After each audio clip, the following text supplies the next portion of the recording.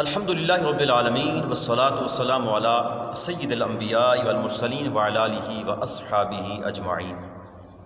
آج کی ویڈیو ان لوگوں کے لیے ہے جو پوچھتے ہیں کہ کیا ہم حضور صلی اللہ علیہ وسلم کی طرف سے قربانی کر سکتے ہیں یا اپنے فوت شدگان میں سے کسی کی طرف سے قربانی کر سکتے ہیں۔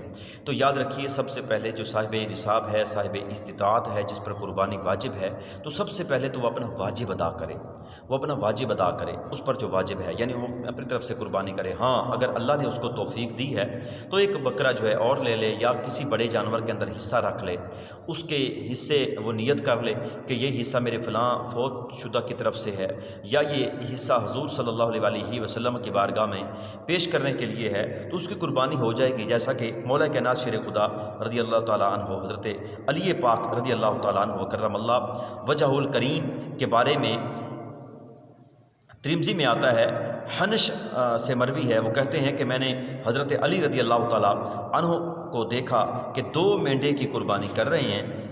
میں نے کہا یہ کیا ہے؟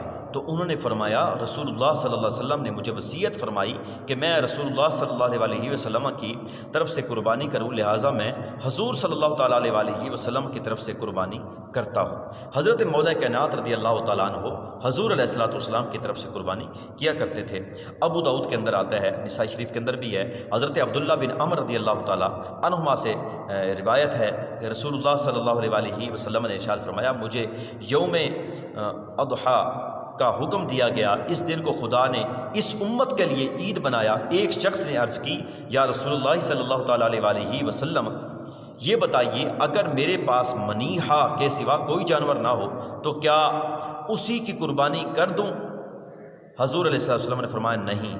اب یہ منیحہ کیا ہے؟ میں یہ عرض کرتا ہوں، ہاں، تم اپنے بال اور ناخن ترشواؤ اور مونچھیں ترشواؤ اور منہ زیر ناف کو منڈواؤ، اسی میں تمہاری قربانی خدا کے نزدیک پوری ہو جائے گی۔ یعنی جس کو قربانی کی توفیق نہ ہو اسے ان چیزوں کے کرنے سے قربانی کا ثواب حاصل ہو جائے گا۔ منیہ کون سا جانور ہوتا ہے؟ اس حوالے سے یہ سماعت فرمائیے۔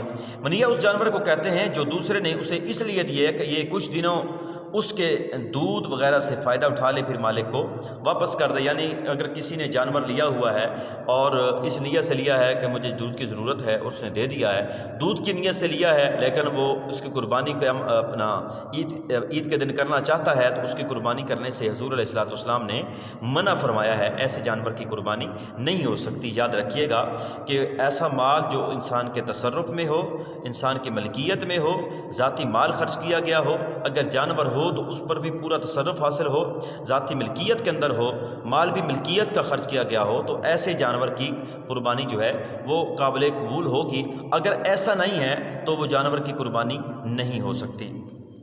حضور علیہ الصلوۃ والسلام نے ارشاد فرمایا، حضرت ام المؤمنین ام سلمہ رضی اللہ تعالیٰ عنہا سے روایت ہے، کہتی ہیں کہ حضور صلی اللہ علیہ وسلم نے ارشاد فرمایا، جس نے ذی الحجہ کا چاند دیکھ لیا اور اس کا قربانی کرنے کا ارادہ ہے تو ارشاد فرمایا جب تک قربانی نہ کر لے بال اور ناخنوں سے ناخن نہ کاٹے، یعنی نہ ترشوائے۔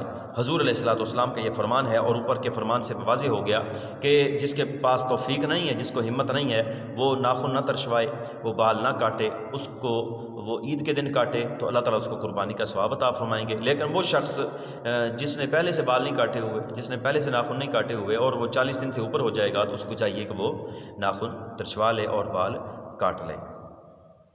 اللہ تعالیٰ کی بارگاہ میں دعا ہے، اللہ تعالیٰ ہم سب کو عمل کی توفیق عطا فرمائے۔